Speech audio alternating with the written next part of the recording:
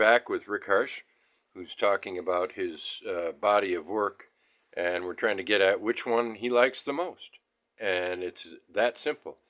I would think that most people would say his best book is The Manifold Destiny of Eddie Vegas, and he begs to disagree. Rick, you want to pick up where we left off, if you can?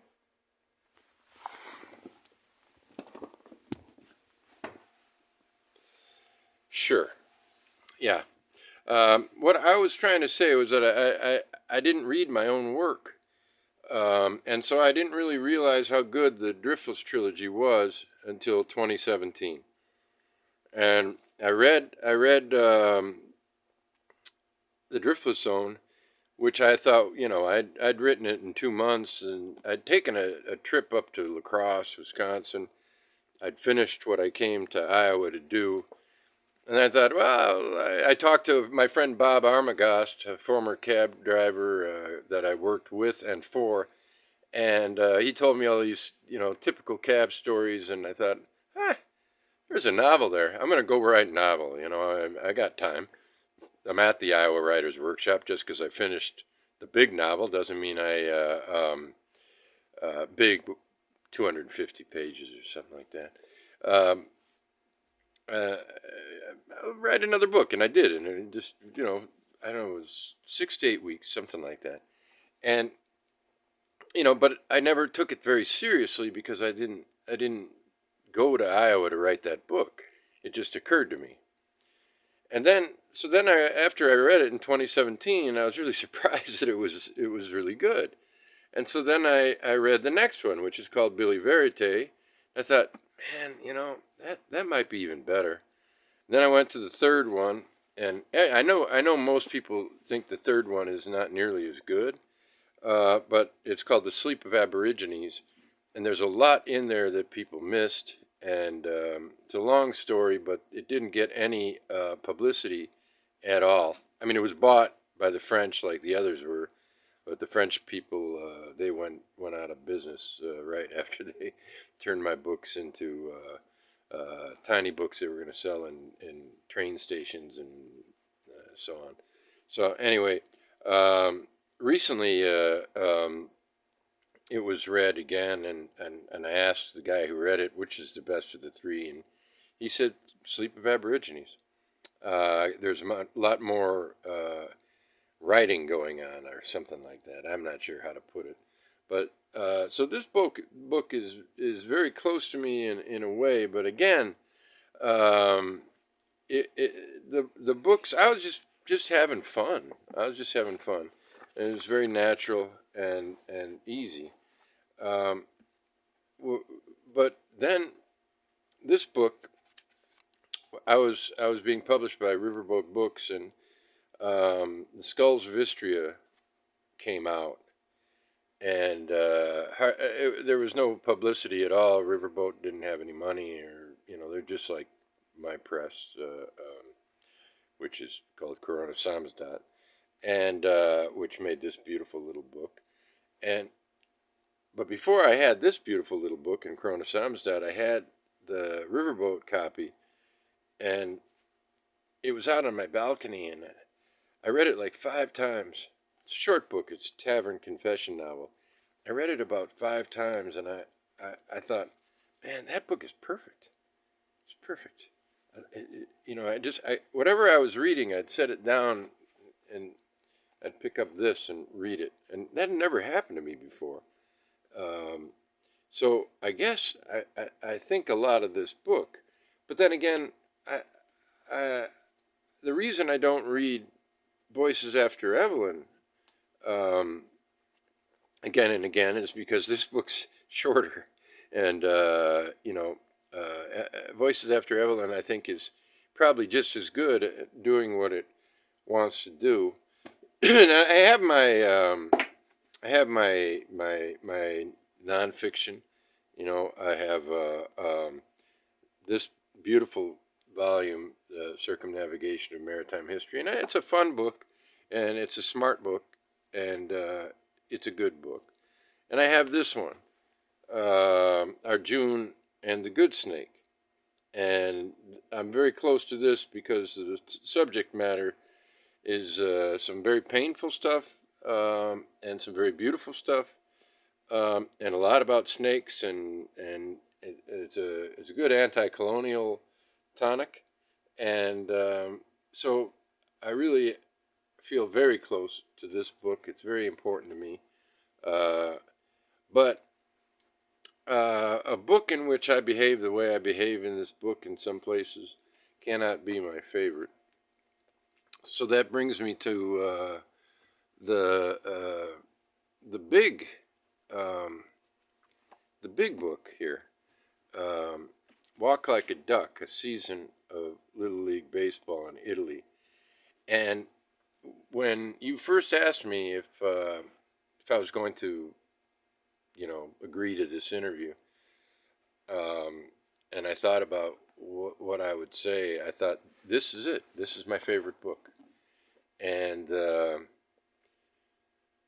it almost is. It almost is. It starts out by saying this is a happy book, and it is a happy book about a very happy time in my life. So that's what it really should be. Well, Rick, then why isn't it? I mean, I like the book. I've read the book. I'm a baseball fan, and I think it's one of the best baseball books ever written. And as you know, I'm not the only one with that opinion. You've had a couple of reviews, not many, but one person put you right up there with Roger Kahn and Roger Angel, who, as I know, you've read. Um, so why isn't it your favorite book? That's my question. Fair question, I think. That's as fair a question as a question gets. Yeah, thank you. Good question. Because I'm a novelist. That's why. And it cannot be my best book. The best work I've done cannot be nonfiction, unless it really is, unless the fiction just isn't good enough. But the writing in the fiction is actually better writing. Um, and that, I guess, brings us to I wish I could show you what I'm going to have next week, which is going to be the second half of The Assassination of Olof Palme, an anthological novel. I believe this is my best work, uh, and that's ironic in a way. It's paradoxical. It's a 2-volume anthological novel. I wrote most of it, yes, um, and but you can see there are all these names on there, and these are my co-authors. These are people who contributed to the book, and so it's not even just by me, but basically it is my book, and it's my novel, and I think this exceeds in various ways. It exceeds the what I guess I referred to humbly as the perfection of Skulls and Evelyn. I mean, I wouldn't change a thing in those books. Um, no, well, not in any of them. I mean, but still, those books are just they just click. And well, the thing is, I believe in collaboration. I believe that writing has a great many possibilities, and this opens the door to certain possibilities. And until you read the whole thing, you won't know what all of them are. But it required. It's also a study in authorship and in the being of the writer, and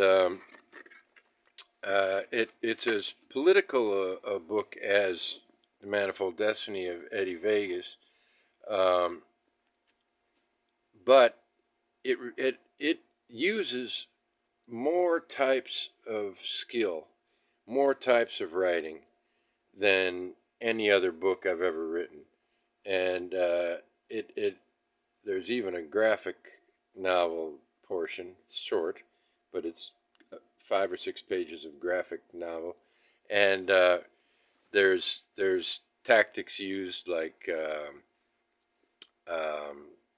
automatic writing.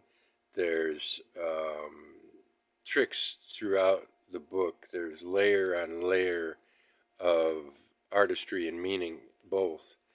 And there's Nancy Reagan is personified in the book, and to great comic and political effect, I believe, as well. And so, and what I don't know if anyone's ever tried what I tried to do at the end of the book, or even in the beginning of the very idea of the anthological novel, worked so well because I was in charge. Because if somebody wrote something and I said, I'm going to put that in the book, whatever you write, I would just, if it wasn't what I wanted, I'd make it what I wanted without distorting their efforts. And so that's the type of writing as well. I think Bertolt Brecht would have appreciated that. But at the very end of the book, you understand what the author most is most wants to do, and I'm not sure that that's been done before, and I can't ruin it. But the second half will be out next week, and you can see then. And I believe I used things that I didn't realize are in my arsenal of writing. Poetry. There are many chapters um, about someone named Pino, and every one of them started with a sonnet that followed the rules of the sonnet and had the meaning I wanted it to have, and was good enough, I thought, to be a sonnet. And then I used the sonnet within a short chapter that you wouldn't, if you just read it, you wouldn't know the sonnet is in there, but it is in there. All of the sonnet, and it's just broken up into different parts and absorbed by the chapter. There's a lot of absorption in this book. I'm absorbing what people are saying. I'm absorbing various historical facts, and I think this is probably the best work I've ever done. Good enough? Yes, it is good enough. Thanks, Rick. What about the future? Shit, I'm stuck on an arrow. Well, you got stuck on an arrow there, didn't you, pal? The future is it's roiling in me now. A book that may or may not be called The Periplus of Spur Tank Road, and that I want to write a final book about India, and we'll see if that emerges or not. I'm still waiting for it to emerge and for the form of it to emerge. Thank you. Thank you.